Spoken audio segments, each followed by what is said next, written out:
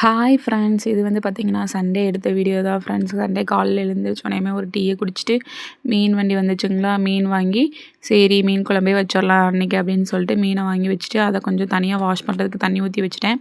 அதுக்கு முன்னாடியே பார்த்திங்கன்னா ஒயிட் ரைஸ் வந்து வச்சாச்சு ஃப்ரெண்ட்ஸ். சரி மீன் குழம்பு வைக்க போகிறோம், அதை ரெசிப்பியாக வீடியோ எடுத்துடலான்னு சொல்லிட்டு முன்னாடியே எல்லாமே ரெடி பண்ணி வச்சுருக்கேன். வர கொத்தமல்லி, சீரகம், சோம்பு, 4 வெந்தயம், 4 வரமிளகாய், சின்ன வெங்காயம், தக்காளி, அப்புறம் வந்து பார்த்திங்கன்னா தேங்காய் திருவி வச்சுட்டேன் ஃப்ரெண்ட்ஸ். இப்போ வந்து நம்ம என்ன பண்ண போகிறோம் பார்த்திங்கன்னா, ஒரு வடை சட்டியில் நம்ம எடுத்து வச்சுருக்கோம்ல சீரகம், சோம்பு, வர கொத்தமல்லி, 4 மிளகாய், இதெல்லாம் வந்து ஃபஸ்ட்டு நம்ம வந்து எண்ணெய் ஊற்றாமல் நல்லா ட்ரையாக வறுத்து எடுத்துக்கலாம் ஃப்ரெண்ட்ஸ். ஓரளவுக்கு பொன்னிறமாக வர அளவுக்கு வறுத்து எடுத்துகிட்டு அதை ஒரு பிளேட்டில் எடுத்து ஆற வச்சுட்டு நம்ம உளிச்சு வச்சுருக்கோம்ல சின்ன வெங்காயமும் தக்காளியும் ஃபஸ்ட்டு நம்ம போட்டு நல்லா வதக்கிக்கலாம் ஃப்ரெண்ட்ஸ். நல்லா கொஞ்சம் எண்ணெய் ஊற்றிட்டு எண்ணெய் ஊற்றுனதுக்கப்புறம் சின்ன வெங்காயமும் தக்காளியும் நம்ம நல்லா வந்து வதக்கி எடுத்துக்கலாம். பொன்னிறமாக வர அளவுக்கு வதக்கி எடுத்துக்கலாம். நம்ம ஏன் வந்து சீரகம், சோம்பு, கொத்தமல்லியை தனியாக வதக்கி எடுத்துட்டோம் பார்த்திங்கன்னா, நமக்கு வந்து நல்லா அரைப்படாது.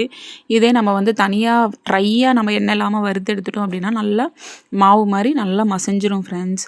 நமக்கு வந்து சாப்பிட்றப்போ கொஞ்சம் டேஸ்ட் நல்லாயிருக்கும். இந்த வெங்காயம் தக்காளியுமே வந்து நமக்கு வந்து கொஞ்சம் ஈரப்பதம் கொடுத்துருமா, அதனால தான் அது ஊறின மாதிரி ஆயிரும்.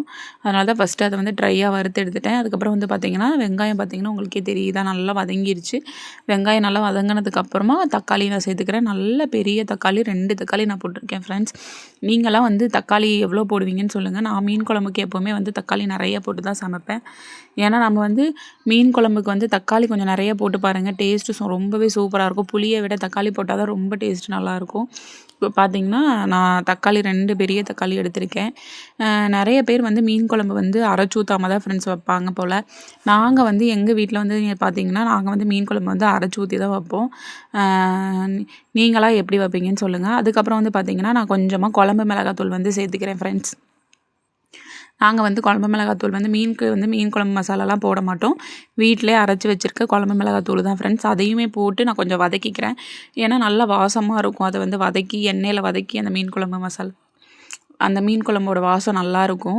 கூடவே பார்த்திங்கன்னா நான் உதிர்த்து வச்சுருக்கேன்ல தேங்காய் வந்து துருவி வச்சுருக்கோம்ல தேங்காய், அதையுமே நான் கூட சேர்த்து வதக்கிக்கிறேன் ஃப்ரெண்ட்ஸ். இது மாதிரி நல்லா வதக்கி நீங்கள் அரைச்சி வச்சு பாருங்கள். அது ஒரு டிஃப்ரெண்ட்டான ஸ்மெல்லு வரும் ஃப்ரெண்ட்ஸ், நல்ல வாசம் வரும். பார்த்திங்கன்னா மீனை வந்து நீங்கள் வந்து பார்த்திங்கன்னா நான் மஞ்சத்தூள் போட்டு நல்லா வாஷ் பண்ணி வச்சுருக்கேன். மீன் ஒரு 4-5 டைம் வந்து உப்பு மஞ்சத்தூள்லாம் போட்டு வாஷ் பண்ணியிருப்போம். ஏன்னா அந்த நான் காமிக்கிற இடத்துலலாம் வந்து பார்த்திங்கன்னா ரெட் கலரில் பிளட்டு மாதிரி இருக்கும் ஃப்ரெண்ட்ஸ். அது வந்து ஒழுங்காகவே வந்து நிறைய பேர் வாஷ் பண்ண மாட்டாங்க. நம்ம மீன்காரங்க வந்து சும்மா குடல் மட்டும் தான் எடுத்துருவாங்க. நம்ம வந்து அதை வந்து நல்லா வாஷ் பண்ணிக்கலாம். அப்புறம் வந்து பார்த்திங்கன்னா மசாலா போட்டு மீனை வந்து பிரட்டி வச்சுட்டேன் ஃப்ரெண்ட்ஸ். அப்புறம் வந்து கொஞ்சமாக புளி வந்து தண்ணியில் ஊற்றி ஊற வச்சாச்சு. அதுக்கப்புறம் வந்து பார்த்திங்கன்னா வெங்காயம் தக்காளி இருந்துச்சுல, அதையுமே நான் நல்லா மிக்ஸி ஜாரில் போட்டு அரைச்சி எடுத்துட்டேன். மீன் குழம்பு வைக்கிறதுக்கு இந்த மாதிரி ஒரு அகலமான பாத்திரத்தில் தான் மீன் குழம்பு வைக்கணும்னு சொல்லுவாங்க ஃப்ரெண்ட்ஸ். அப்படின்னா தான் மீன் வந்து கரையாது அப்படின்னு சொல்லுவாங்க. நீங்களாம் மீன் குழம்பு எப்படி வைப்பீங்கன்னு சொல்லுவாங்க. எனக்கு வந்து பானையில் வைக்கிறது ரொம்ப பிடிக்கும் ஃப்ரெண்ட்ஸ். பட் என்கிட்ட பானையில் கூடிய சீக்கிரம் பானை வாங்கிடுவேன். பானை வாங்கிட்டு அதுலேயும் நான் ஒரு ரெசிபி உங்களுக்கு போடுறேன். பார்த்திங்கன்னா எண்ணெய் ஊற்றிட்டேன் ஃப்ரெண்ட்ஸ். கொஞ்சமாக நல்லெண்ணெயும் இந்த கோல்டு வின்னர் எண்ணெயும் கலந்து தான் ஊற்றிருக்கேன். கடுகு, 4 வெந்தயம், 4 கருவேப்பிலை போட்டு கொஞ்சமாக சின்ன வெங்காயம், நல்ல 2 பூண்டு, 2 பூண்டு பெரிய பெரிய பூண்டு சேர்த்துருக்கேன் ஃப்ரெண்ட்ஸ். மீன் குழம்புக்கு வந்து நாங்கள் வந்து பூண்டு நிறைய சேர்ப்போம். நீங்களாம் எப்படி வைப்பீங்கன்னு சொல்லுங்கள். நான் வந்து நல்லா 2 பெரிய பெரிய பூண்டாக 2 பூண்டு நல்லா உளிச்சு போட்டிருக்கேன். அதுக்கப்புறம் நல்லா அதை வந்து வதக்கிக்கலாம் ஃப்ரெண்ட்ஸ். வதங்கினதுக்கப்புறம் கொஞ்சமாக நம்ம வந்து தக்காளி இதுலேயுமே வதக்கிறதுக்கு நம்ம வந்து ஒரு தக்காளி சேர்த்துக்கலாம்.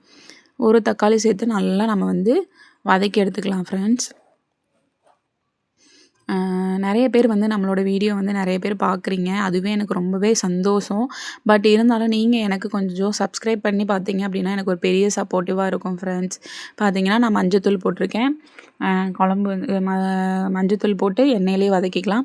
அதுக்கப்புறம் வந்து பார்த்திங்கன்னா நம்ம அரைச்சி வச்சுருக்கோம்ல குழம்பு மிளகாத்தூள், ஏற்கனவே நம்ம வரமிளகாவும் பேஸ்ட் பண்ணியிருக்கோம். அதனால கொஞ்சமாக தேவையான அளவு மட்டும் பார்த்துட்டு நான் போட்டிருக்கேன் ஃப்ரெண்ட்ஸ். அரைச்சி வச்சுருக்க பேஸ்ட்லேயும் நம்ம போட்டிருக்கோம். ப்ளஸ் வரமிளகா அந்த வறுத்ததில் 4 மிளகா போட்டிருக்கோம். அதனால் கொஞ்சம் காரம் ஏறிக்கும்.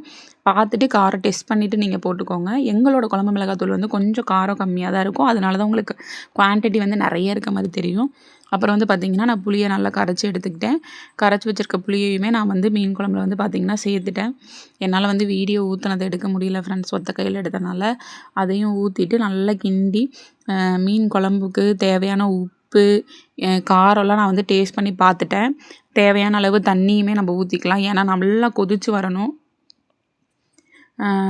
நல்லா கொதிச்சிச்சுனா தான் அந்த பச்சை வாசம் நம்ம அரைச்சிருக்கோம்ல பேஸ்ட்டு, அதோட பச்சை வாசம் போய் நல்லா எண்ணெய் பிரிஞ்சு வரணும் ஃப்ரெண்ட்ஸ். அப்படின்னா தான் நமக்கு வந்து மீன் குழம்பு வந்து ஃபஸ்ட்டு அந்த குழம்பு வந்து ரெடி ஆகும். அதுக்கப்புறம் தான் நம்ம மீனை போட்டு கொதிக்க வைக்கணும். பார்த்திங்கன்னா நல்லா மூடி வச்சுட்டேன். மூடி வச்சதுக்கப்புறம் வந்து பார்த்திங்கன்னா ஒரு 10 to 15 மினிட்ஸ் 20 மினிட்ஸ் வந்து பார்த்திங்கன்னா நல்லா நான் வந்து சுண்ட வச்சுருக்கேன் குழம்ப. நல்லா பார்த்திங்கன்னா எண்ணெய் பிரிஞ்சு வந்திருக்கு பாருங்கள் சைடில். நான் கொஞ்சமாக தான் ஆயில் ஊற்றிருக்கேன், அதனால் அந்தளவுக்கு தெரியல. இருந்தாலும் லைட்டாக எண்ணெய் பிரிஞ்சு வந்திருக்கு. பிரிஞ்சு வந்ததுன்னா இப்போ வந்து மசாலா ரெடி ஆகிடுச்சின்னு அர்த்தம் ஃப்ரெண்ட்ஸ். குழம்பு வந்து அந்த பச்சை வாசம்லாம் போய் ரெடி ஆகிடுச்சின்னு எனக்கு தெரிஞ்சிடுச்சு. அதனால தான் நான் மீனை வந்து நான் வந்து வறுவலுக்கு வந்து தனியாக வந்து இந்த வால் அதெல்லாம் போட்டுட்டு மீன் மண்டை இதெல்லாம் இருக்கும்ல ஃப்ரெண்ட்ஸ், அதை வந்து குழம்புல போட்டிருக்கேன். மீன் குழம்பு மண்டையெல்லாம் போட்டுட்டு நல்லா கிண்டி விட்டுறலாம்.